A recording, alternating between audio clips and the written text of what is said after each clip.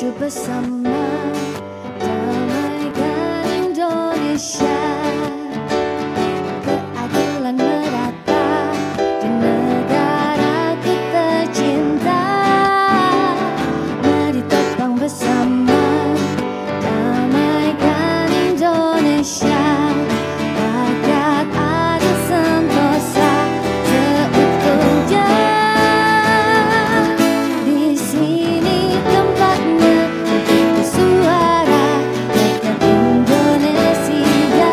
Di sini ruangnya, solusi bersama, hukum di tengah kita. Di sini tempatnya untuk bersuara, rakyat Indonesia. Di sini ruangnya, solusi bersama, hukum di tengah kita. Hukum di tengah kita.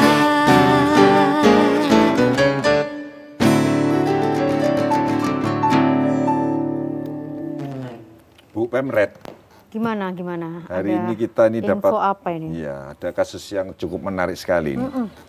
Karena kenapa menarik? Soalnya ini selain dari ranah hukum, kita juga akan bersinggungan dengan sebuah sistem pendidikan. Ini ada kasus penganiayaan yang dilakukan oleh siswa SLTA, siswa SLA tingkat lanjut. Berarti mereka ini antara korban dan pelaku sama-sama pelajar berarti Masing-masing ya? anak-anak. Sama masing-masing Ya. anak-anak. Dan dalam sebuah sistem pendidikan, ini kan menarik sekali. Padahal di sekolah itu orang tua percayanya harusnya ada pengawas gitu ya? Nah, karena selain, kalau kita ngomong pendidikan kan selain pendidikan, apa namanya, tentang Belajar. ya, soft skill-nya kan juga harus Maksudnya juga ada. ya, nggak cuma hard skill Ini aja berarti yang harus mereka berada diajarkan. dalam semacam sebuah asrama gitu ya? Ya, Oke, kita Dan- coba lihat ini ya berarti ya, apa liputannya dengan sama teman-teman di lapangan ya. Sebelum nanti kita diskusikan di ruang redaksi ya. Sip. Oke.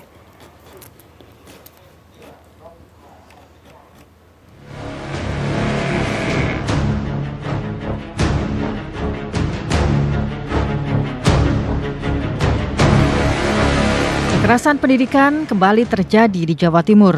Kali ini korbannya adalah murid SMP kelas 9 di sekolah lanjutan Advent di Purwodadi, Pasuruan, yaitu berinisial DLH asal Bogor dan FG asal Jakarta. Usai dianiaya, keduanya menderita luka yang memprihatinkan. Sekujur punggungnya terluka bekas sabetan benda logam dan sundutan rokok.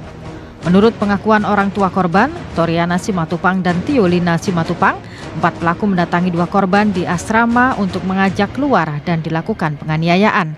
Di saat malam hari, waktu istirahat tidur pada Sabtu 19 Maret 2022.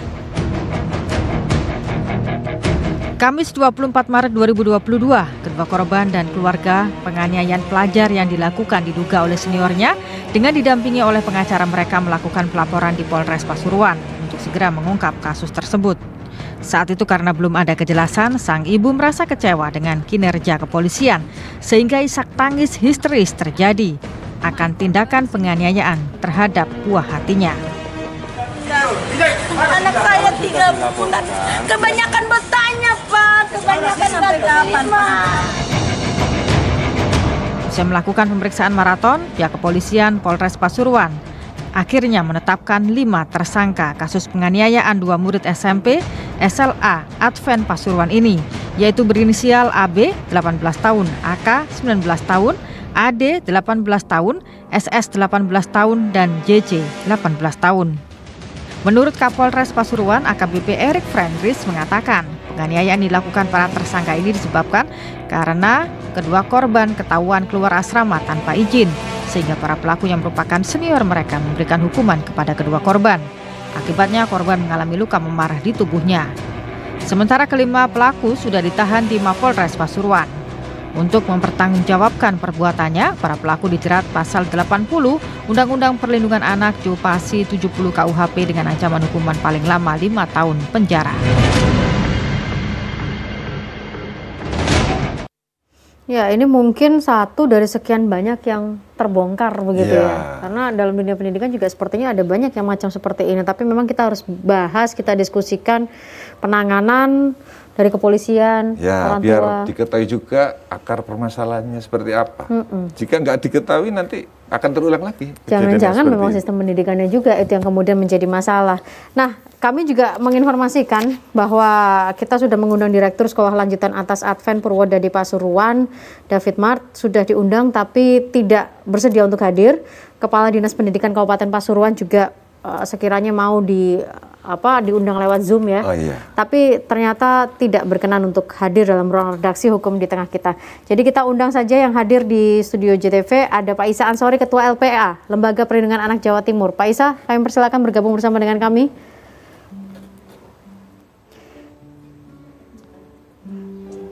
Monggo Pak Isa, selamat malam Pak Isa. Waalaikumsalam warahmatullahi wabarakatuh. Tutup ketua. Tutup ketua. Monggo. Ya, bismillah. Ya Allah.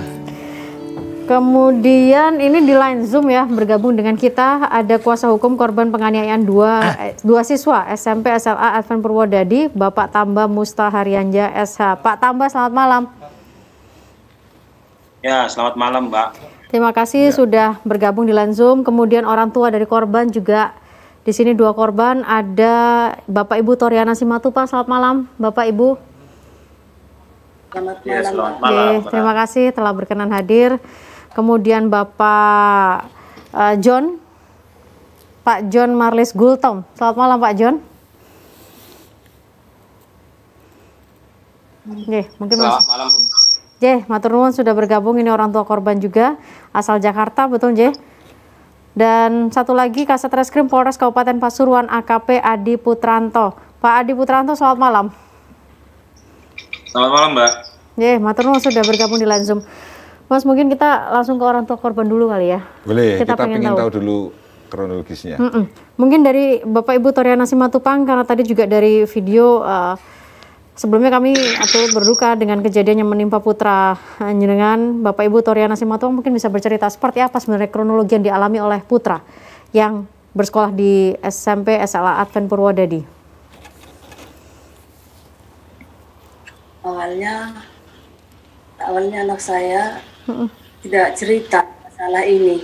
Nggak cerita ya? Karena tidak mau dia cerita karena sudah ada ancaman mungkin di dalam sekolah. Emang sudah ada ancaman.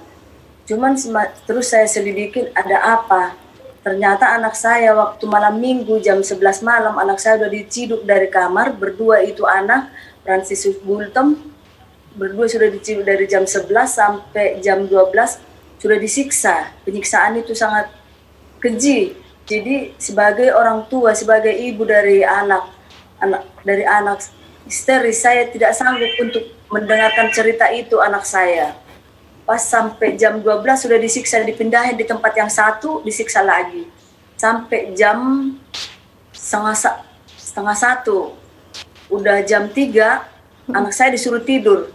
Sampai jam 3 dibangunin, mungkin takut ketahuan kepala asrama, disuruh pindah ke tempat kamarnya masing-masing.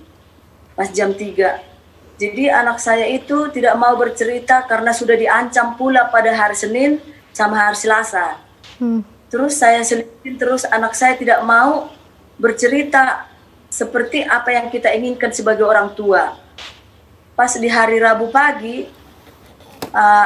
anaknya adik saya bercerita sama kakaknya, mengirimkan sebuah foto melalui HP dikirim.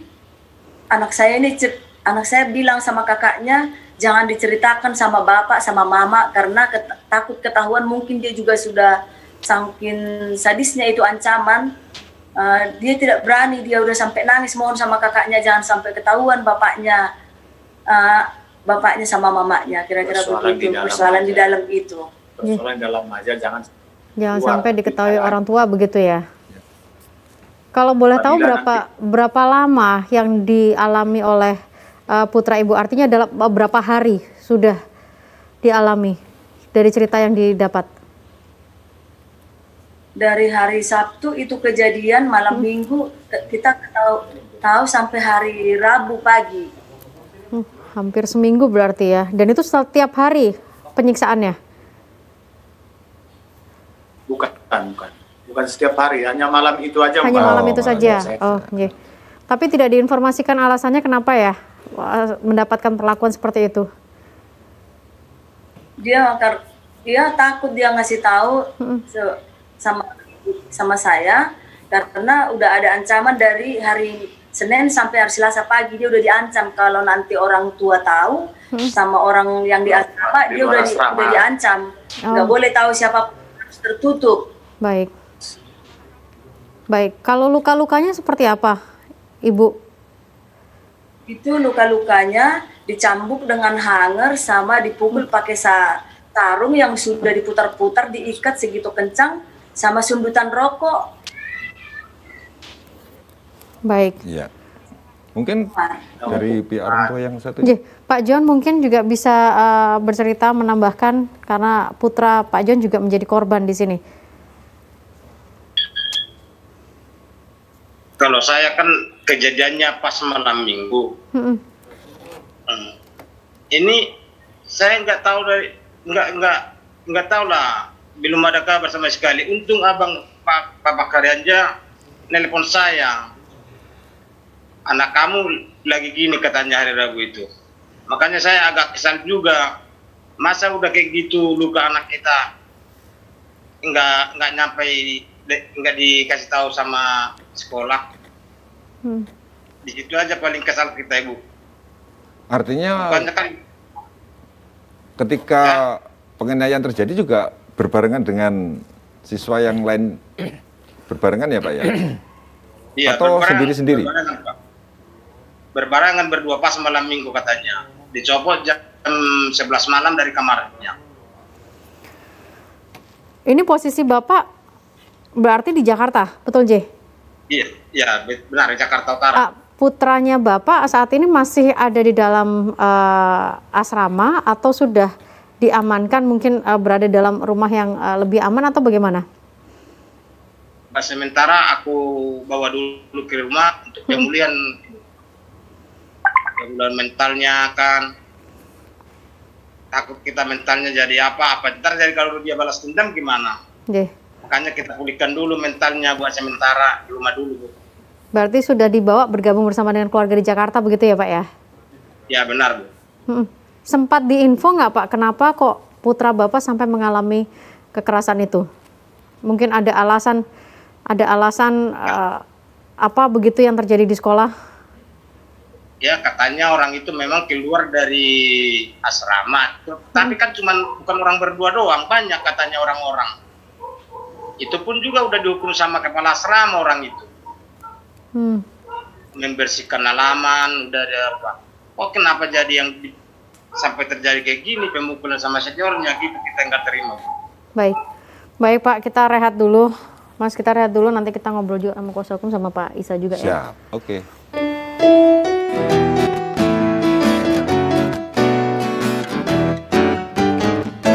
Di sini tempatnya untuk bersuara rakyat Indonesia. Di sini ruangnya solusi bersama, di tengah kita. Di sini tempatnya. Ini kita sudah dengarkan keterangan dari orang tua korban ya. Iya. Kalau sejauh ini ya cukup miris. Ya, makanya turut berduka kalau memang ini terjadi dalam dunia pendidikan. Niatnya untuk dititipkan, disekolahkan, tapi justru malah mendengar kabar yang tidak enak, bahkan sampai ke luka fisik. Iya. Pak Isa, kita ke Kasat Reskrim dulu ya, pengen tahu progres perkembangannya gimana Pak Adi? Pelaporannya seperti apa Pak Adi? Dan juga penanganan dari Polres Pasuruan. Ya baik, bisa kami jelaskan. Jadi setelah kita menerima laporan kedatangan dari dua orang tua korban yang melaporkan pada tanggal 24 Maret, kami langsung melakukan interogasi ataupun pemeriksaan kepada keluarga korban, kemudian kita lakukan visum terhadap anak korban, dan langsung anggota penyidik kita mendatangi TKP, tepatnya di Sekolah Lanjutan Advent Purwodadi. Kemudian kita melakukan olah TKP, dari hasil olah TKP kita langsung mengamankan beberapa orang saksi ya, dan terduga pelaku, dan kita bawa ke kantor Polres Pasuruan.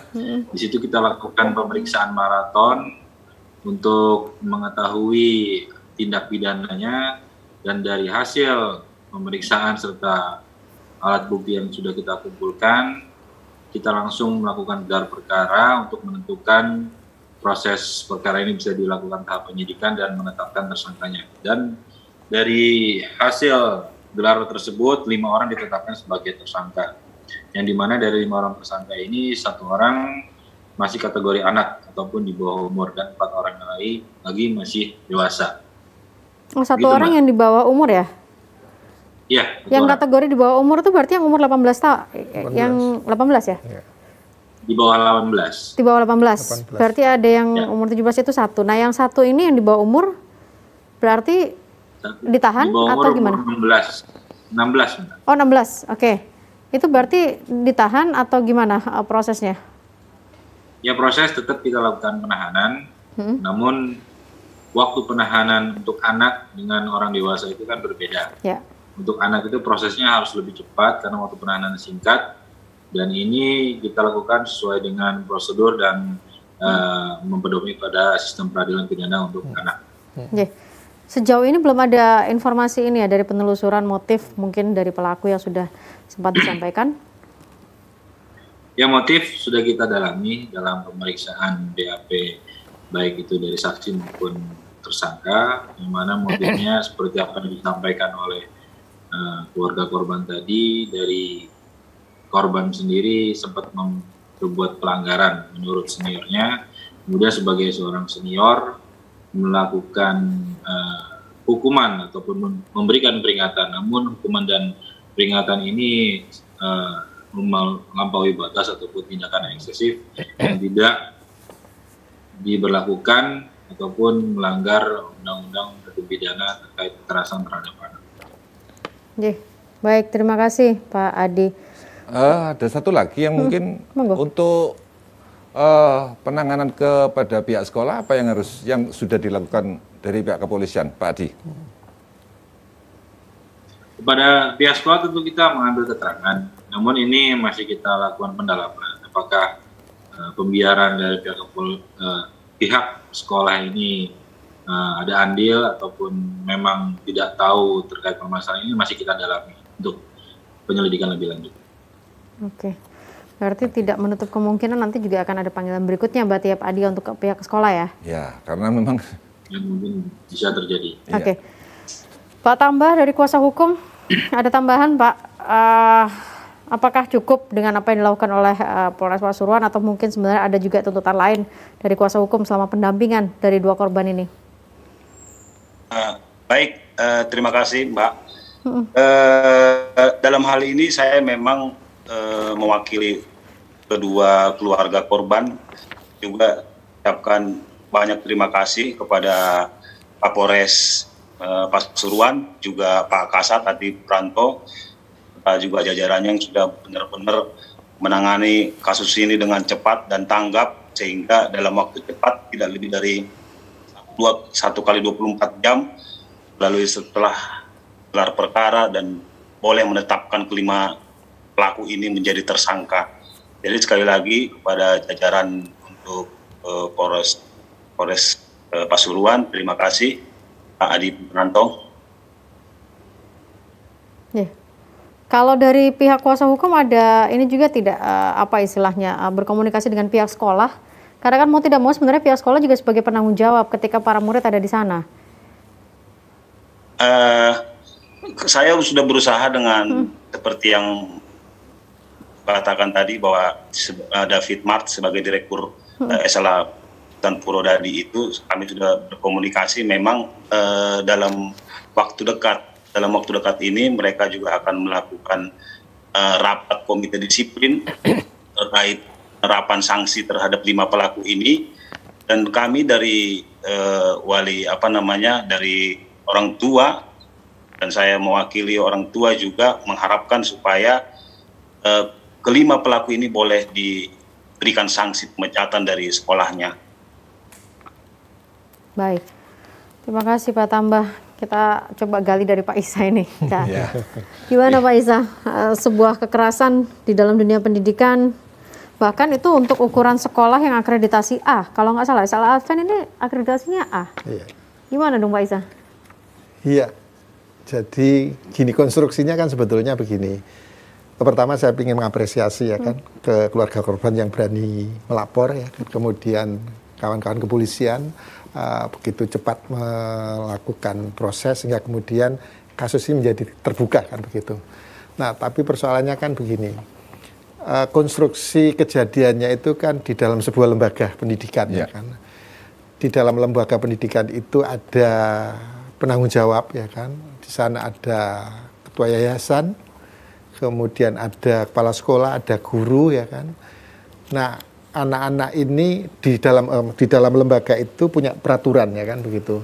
Nah, anak-anak ini kan ditugaskan untuk menegakkan peraturan ya kan. Sehingga yang harus kita posisikan itu bahwa ini dalam satu keluarga ya kan. Keluarga besar Advent. Orang tua menjadi bagian dari keluarga besar Advent itu, dan kemudian di dalam proses belajar itu ada sesuatu yang kemudian dirasa tidak berkenan, kemudian menimbulkan apa yang disebut dengan kekerasan tadi. Tapi intinya begini, apakah anak-anak itu melakukan tindakan itu berdasarkan inisiatifnya sendiri atau bagian dari menegakkan aturan yang ada di lembaga pendidikan itu. Bahwa di sana kemudian ada sesuatu yang lebih itu persoalan lain. Tapi apa yang dilakukan oleh pelaku dalam tanda kutip itu kan sebetulnya bagian dari mereka atas perintah dalam tanda kutip menegakkan aturan itu. Sehingga menurut saya pendekatannya mesti ada pendekatan ini sebuah lembaga pendidikan, dan kemudian di dalam lembaga pendidikan itu semua pihak itu harus bertanggung jawab. Orang tua juga bertanggung jawab, kemudian sekolah juga bertanggung jawab. Tidak bisa kemudian orang tua melepaskan begitu saja, semua dipasrahkan sekolah. Saya kira sekolah juga tidak punya kemampuan untuk melakukan itu semua. Sehingga menurut saya akan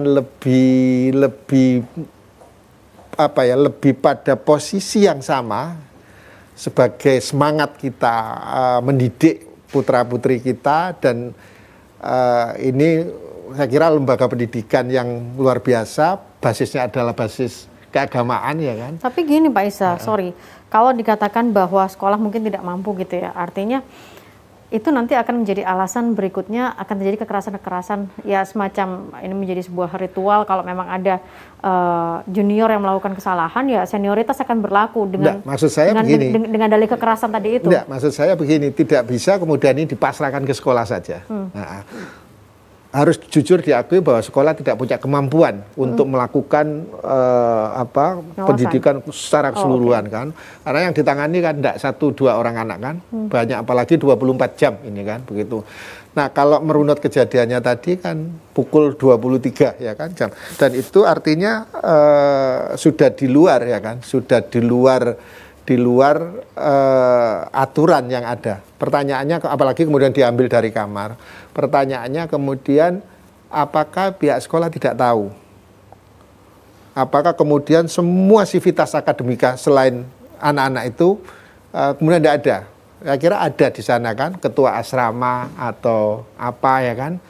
Sehingga menurut saya tidak bisa kemudian ini menjadi bebannya anak-anak. Ya kan? Karena anak-anak ini bagian dari penegakan sistem, bahwa di sana kemudian ada dirasa lebih dan kemudian muncul kekerasan, itu hal lain yang mesti harus kita dalami, apakah itu inisiatif sendiri atau itu kemudian dirasa ini ya bagian dari aturan yang ada kan begitu. Saya kira runutannya bisa saja sekolah juga bertanggung jawab atas apa yang menurut saya kekerasan di dalam sekolah makanya itu, sekolah tadi asrama. Ini kan seolah-olah bahwa kemudian ini dibebankan kepada anak semua ya kan.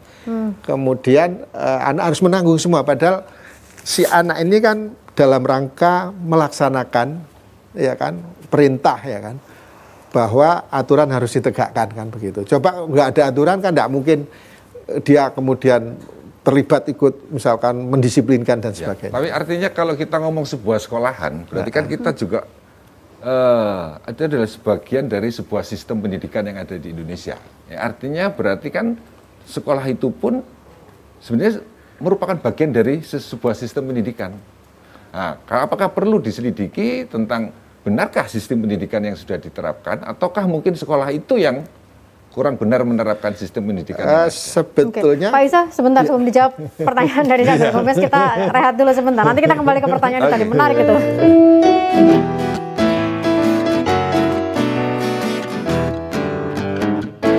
Di sini tempatnya untuk bersuara, rakyat Indonesia. Di sini ruangnya, solusi bersama, hukum di tengah kita. Di sini tempatnya.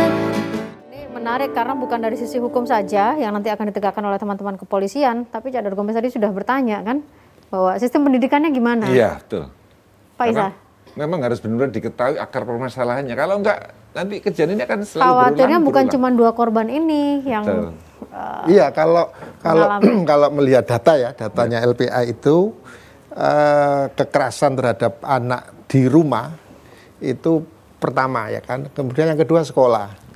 Artinya apa? Sebetulnya lembaga pendidikan kita juga tidak terlalu aman bagi anak-anak kan begitu. Sehingga sebetulnya negara mesti harus hadir ya kan, bagaimana mengamankan anak-anak di lembaga pendidikan. Nah, persoalannya kemudian apakah negara hadir? Negara ada aturannya, Permendikbud 82 tahun 2015. Di sana deklarasinya adalah sekolah anti kekerasan. Nah, sehingga menurut saya negara sudah hadir dalam bentuk peraturan. Tapi persoalannya kemudian apakah peraturannya terimplementasi? Nah, ini tugas dari kawan-kawan kepala dinas sebetulnya di provinsi maupun di kabupaten kota. Nah, tinggal pertanyaannya kemudian sekolah Advent ini di bawah naungan kementerian apa? Misalkan apakah ini Kementerian Agama atau ini Kementerian Pendidikan misalnya seperti itu. Nah, kalau Kementerian Agama sejauh mana? Kalau ini basisnya agama, Kementerian Agama sejauh mana hadir ya kan dalam misalkan penyuluhan, sosialisasi supaya penanganan apapun ya kan, baik pencegahan, proses dan kemudian pasca proses itu seperti apa, mengedepankan hak anak dan kemudian menjauhi kekerasan misalnya seperti itu. Kalau itu dinas pendidikan, apakah dinas pendidikan juga hadir misalkan sekolah ramah anak misalkan seperti itu. Nah, menurut saya ini yang masih harus kita dalami kan. Kalau enggak berarti kan negara juga enggak hadir di dalam konteks ini kan. Gitu. Karena kalau menurut saya kalau ketika sebuah sistemnya kalau memang setelah diselidiki nggak tahu itu sistemnya yang salah toh sekolah itu salah dalam menerapkan sebuah sistem pendidikan, artinya pelaku itu sendiri adalah korban. Betul kan Mbak ya? Undang-undang dari sebuah perlindungan sistem anak yang iya. salah. Kalau dari mereka ini semua korban dengan, ya kan. Okay. Mereka karena semua. konsepnya dari anak-anak Iya, melihat anak-anak. pendekatannya kan harus pendekatan anak-anak dan semua adalah korban sebetulnya. Korban dari orang dewasa. Saya coba bergeser sebentar ke orang tua korban, Bapak Ibu Toriana Simatupang. Ini bagaimana dengan perkembangan hasil dari yang telah dilakukan oleh teman-teman di kepolisian? Karena ketika itu memang maaf sebelumnya kami mengetahui Bapak Ibu sempat histeris juga mengetahui bahwa belum ada proses lebih lanjut begitu. Karena Bapak Ibu berada di Jakarta. Dengan perkembangan seperti ini ada tanggapan Bapak Ibu?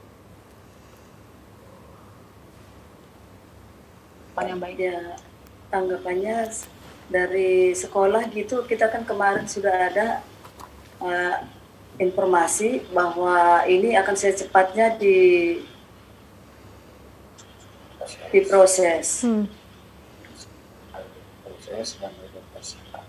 Karena udah tersangka itu yang 5, jadi kita sekarang merasa lega sebagai orang tua. Ya. Kalau boleh tahu putra Ibu saat ini berada di mana? Bersama dengan Ibu? Masih di Purwodadi, masih di asrama. Masih di asrama? Oh, tapi kalau yang orang tua satunya Ya, sudah. kalau yang putranya Pak John tadi sudah berada di Jakarta bersama dengan keluarganya. Kalau yang putranya Bapak Ibu Toriana masih di asrama berarti ya? Masih di asrama. Ini bagaimana memastikan kondisi putra Bapak Ibu aman di asrama? Apalagi setelah ada kejadian. Apakah ada Karena obrolan dengan sekolah, Bu? Mungkin menjamin keamanan putra Ibu? berhubung karena kelas 9 kita juga bisa komunikasi, kalau kita ada perlu bisa dikasih untuk menghubungi anak saya gitu Mbak.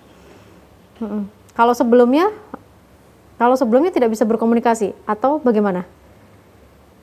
Sebelumnya kita nggak bisa berkomunikasi kecuali Sabtu jam 6 sampai hari Minggu jam 6. Oh, berarti Bisa memang sistemnya di hari libur ya untuk bisa berkomunikasi dengan orang tua.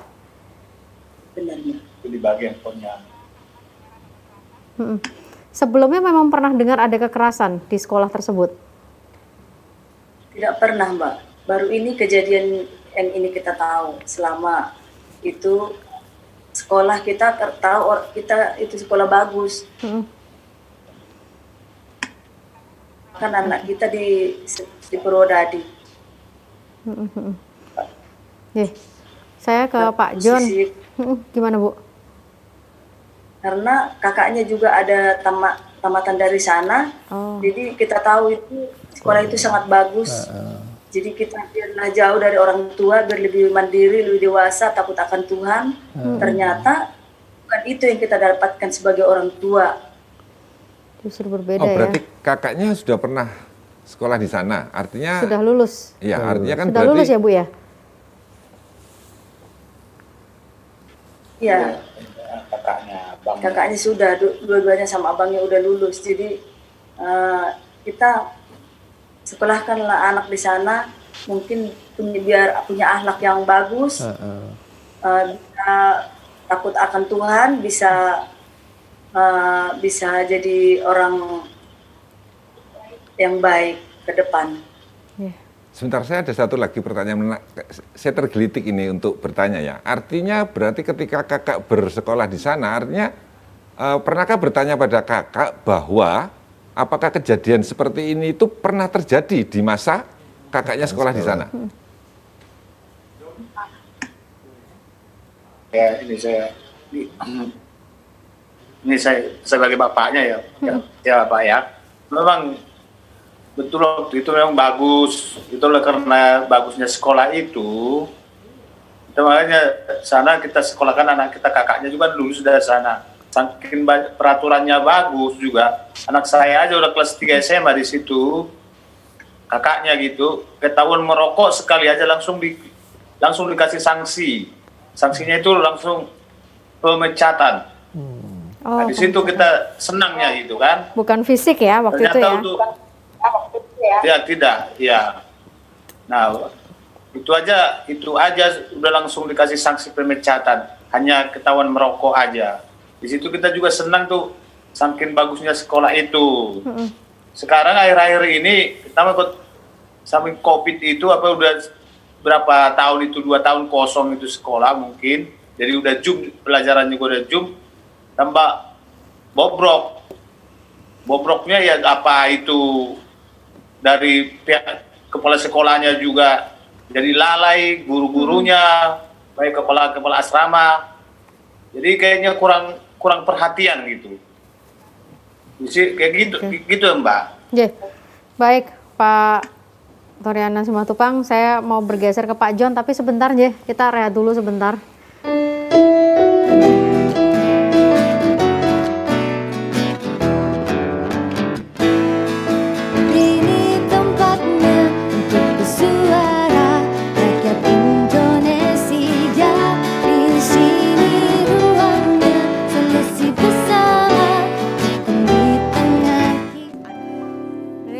Mepet nih yang di segmen kali ini ya, Cak. Mungkin ke Pak John. Pak John, secara singkat ini kan pelakunya adalah boleh dibilang satu memang di bawah umur, tapi setidaknya yang lainnya itu tetap boleh dikatakan ya masih sama-sama pelajar atau anak-anak gitulah. Menurut Pak John sebagai orang tua, pelaku ini harus seperti apa, ditindak seperti apa Pak John? Ya, ditindaklah sesuai dengan apa yang hukum yang ada di negara kita lah. Jangan dibeda-bedakan lah. Pokoknya yang sesuai dengan apa yang ada di negara kita. Itu aja permintaan kami orang tuanya. Apakah mungkin ada upaya maaf mediasi begitu masih terbuka dalam kasus seperti ini Pak John? Atau Oh, nggih. Kalau maaf sih selalu terbuka, tapi kalau proses hukum tetap berjalan, Ibu. Baik. Kalau Baik. Ibu mungkin ada yang mau disampaikan?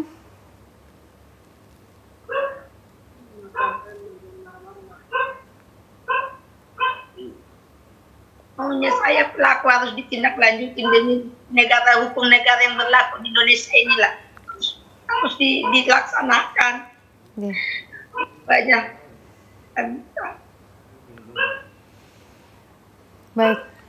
Baik, Bapak, Ibu, sekali lagi turut berduka, mudah-mudahan memang sesuai dengan harapan untuk proses hukumnya. Saya nanti ke Pak Adi. Saya ke kuasa hukum dulu, Pak Tambah. Ya, Ibu. Pak Tambah, ini berarti kalau yang seperti ini, apa kemudian upaya-upaya hukum lain yang bisa dilakukan oleh korban dan juga kuasa hukum, Pak Tambah di sini? Ya, untuk sementara ini kami masih tetap menunggu upaya apa yang dilakukan dari pihak kepolisian. Ya, kalau kami berharap supaya memang dalam waktu cepat juga ini akan dilimpahkan, kasusnya ini akan dilimpahkan ke pengadilan secepatnya, dan kami bisa juga dengan keluarga korban ini juga bisa lebih tenang ketika kami mendapatkan kabar bahwa kasus ini terus kami juga akan mengawal kasus ini sampai dengan nanti proses pengadilan. Demikian, Ibu. Ya, Pak Tambah, tapi ada kemungkinan tidak untuk kemudian meminta sekolah untuk bertanggung jawab atas apa yang terjadi dengan dua korban? Ya, artinya untuk sanksi kepada pihak sekolah kan artinya bukan kapasitas kita. Yeah. Kapasitas nanti yang untuk memberikan sanksi itu kan nanti dari dinas pendidikan setempat, apa sanksi yang mau diberikan.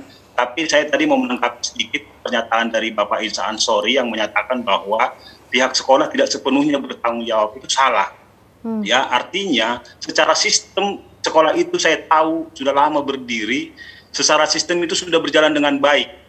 Tapi yang kita salahkan ini kan ada oknum-oknum di dalam itu, yang dikatakan tadi orang tua murid tadi, dikatakan bahwa oknum ini memang sebagai kepala sekolah atau kepala asrama atau direktur, ini yang memang sangat kami sayangkan kelalaiannya. Ya, sampai-sampai kenapa ketika kejadian itu malam Minggu jam 11 malam, kami orang tua baru tahu hari Rabu pagi. Artinya sekolah bukan tidak mengetahui, tapi menutupi informasi itu. Itu yang menjadi persoalan yang kami sayangkan, yang kami persoalkan kepada pihak sekolah. Kenapa sampai hari Rabu pagi kami baru tahu persoalan ini? Ya, nah, untuk nanti sanksi kepada pihak sekolah, biarlah nanti ranahnya di dinas pendidikan aja. Tapi sudah bersurat atau mungkin menghubungi dinas atau gimana, Pak Tambah? Kami pun kemarin sempat ketika setelah saya dari Polres, kami langsung menuju ke dinas pendidikan setempat, dan kami pun sudah diupayakan untuk mediasi oleh pihak sekolah dengan korban, tapi mediasinya sepertinya deadlock, tidak ada kesepakatan. Tapi yang jelas kami berharap supaya kedepannya sekolah ini bisa lebih baik lagi. Dengan kejadian ini sekolah ini bisa lebih memperbaiki lagi sistemnya, bisa lebih memperbaiki lagi fasilitas-fasilitasnya, seperti boleh memperbanyak lagi CCTV di dalam, juga ada mengadakan seperti klinik, karena kalau sekolah ini belum ada kliniknya, hanya masih berupa UKS. Jadi fasilitas-fasilitasnya kami harapkan bisa lebih memperbaiki sekolah ini ke depannya, Ibu. Baik, Pak Tambah, nanti Pak Isa punya PR ya untuk menjawab tadi ya soal masalah sistem tadi ya, karena sekolah harus bertanggung jawab. Saya ke Pak Adi dulu sebentar secara singkat. Pak Adi, mungkin tidak dilakukan restoratif justice, karena dari pihak keluarga tadi jelas secara tegas menolak adanya mediasi ataupun permintaan maaf. Dijawab nanti Pak Adi, saya sepertinya harus rehat dulu.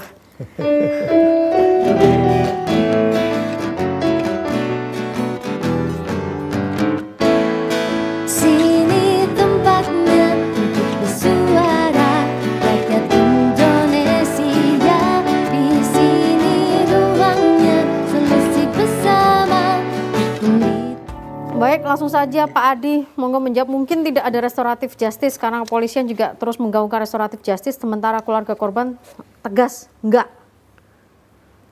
Pak Ya Adi. baik Mbak, jadi bisa kami jelaskan upaya restoratif justice atau dalam peradilan pidana anak ini ada dikenal namanya diversi menurut Undang-Undang Nomor 11 tahun 2012. Ini tetap akan kita upayakan karena wajib disampaikan oleh undang-undang. Apabila memang dari tersangka anak ini tersendiri bukan residivis dan ancaman hukumnya di bawah 7 tahun. Upaya diversi ini tetap kita lakukan, namun kesepakatan tetap kita kembalikan kepada pihak-pihak yang terkait, baik dari keluarga korban maupun dari stakeholder yang nanti akan mengikuti dalam acara diversi. Dan tahapan diversi ini tidak hanya dalam proses penyidikan, namun apabila tidak tercapai di penyidikan, tetap dilakukan di upaya penuntutan sampai dengan tahap pemeriksaan di pengadilan. Jadi peluang tetap kita akan berikan karena itu wajib kita melaksanakan undang-undang, namun kesepakatan kembali lagi dicapai dari kedua belah pihak beserta stakeholder yang mengikutinya nanti. Baik, terima kasih Pak Adi. Nih Pak Isa punya PR.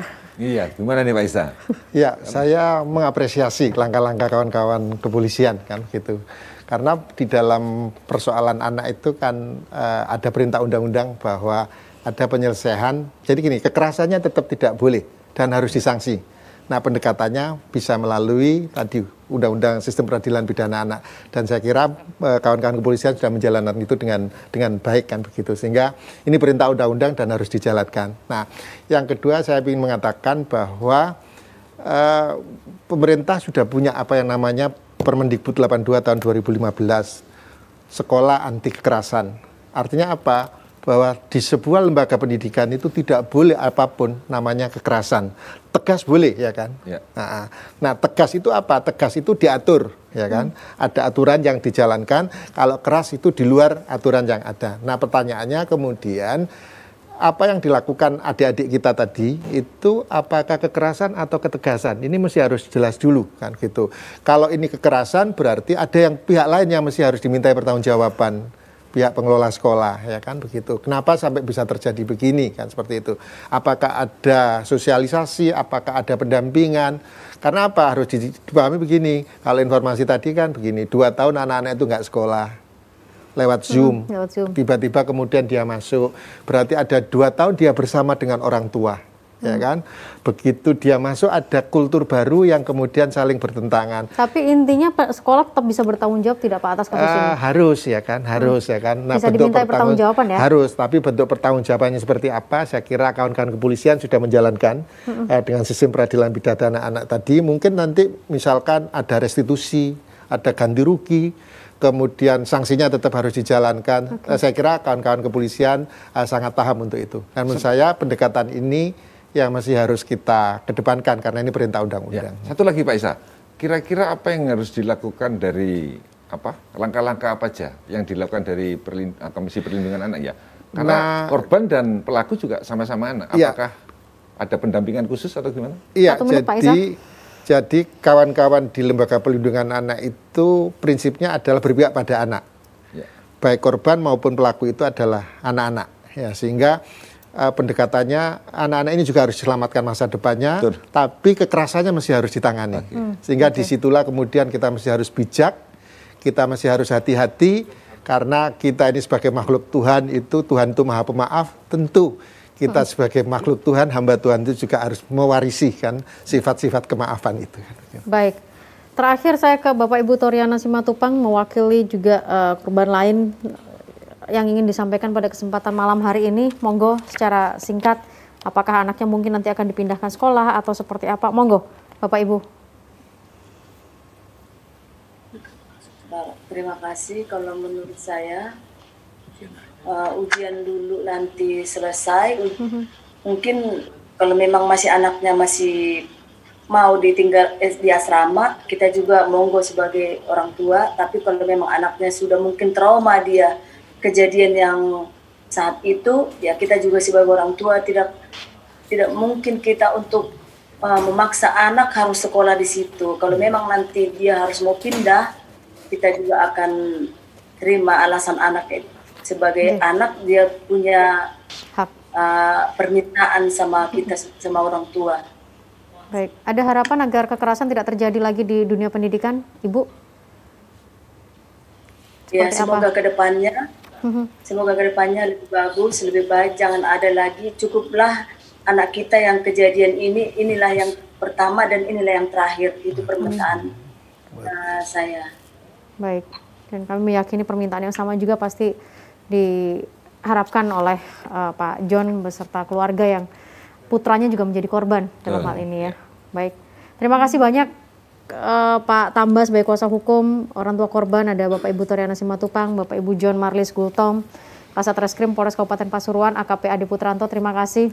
Pak Isa, terima kasih. Sama-sama. Secara Gemes, kita berharap ini diskusi ini bisa berujung pada sebuah penindakan yang memang tegas, tapi juga tidak melupakan bahwa kekerasan itu tadi harus di ini ya. Karena kita ngomong mereka juga generasi-generasi pengganti kita. Yes, itu dia.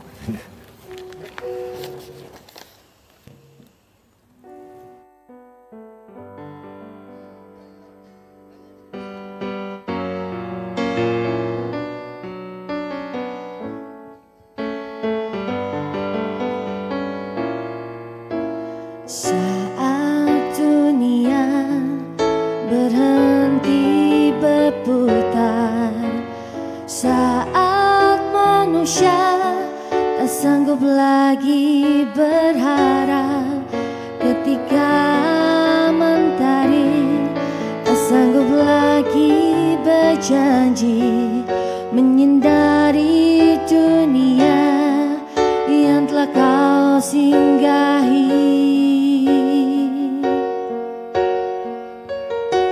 Sesungguhnya manusia takkan bisa menikmati surga tanpa ikhlas di hatinya. Sesungguhnya